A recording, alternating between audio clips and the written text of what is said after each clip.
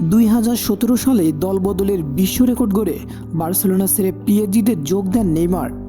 বহুল আলোচিত এই দলবদলে অনিয়ম নিয়ে তদন্তের অংশ হিসেবে সম্প্রতি ফ্রান্সের অর্থ মন্ত্রণালয়ে তল্লাশি চালানো হয়েছে। বার্তা সংস্থা এএফপি সম্প্রতি তাদের এক প্রতিবেদনে জানিয়েছে বিষয়টি।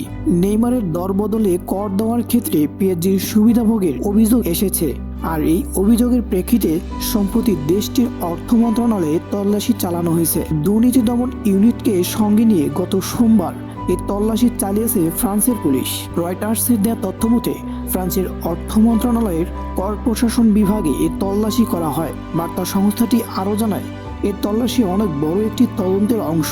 এর আগে ফ্রান্সের অনুসন্ধানকারী অনলাইন সংবাদ মাধ্যম মিডিয়াপার্ট তাদের প্রতিবেদনে জানিয়েছিল যে 2017 সালে নেইমারের দলবদল নিয়ে পিএসজিকে করের ক্ষেত্রে সুবিধা দেওয়া হয়।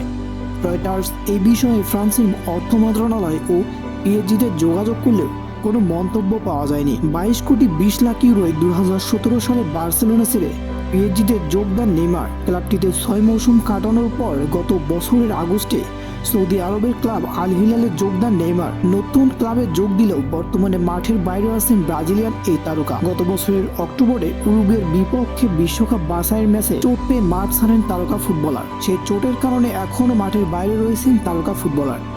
চিকিৎসকদের দেওয়া তথ্য মতে চলতি বছরের কোপা আমেরিকায় খেলতে পারবেন না তিনি।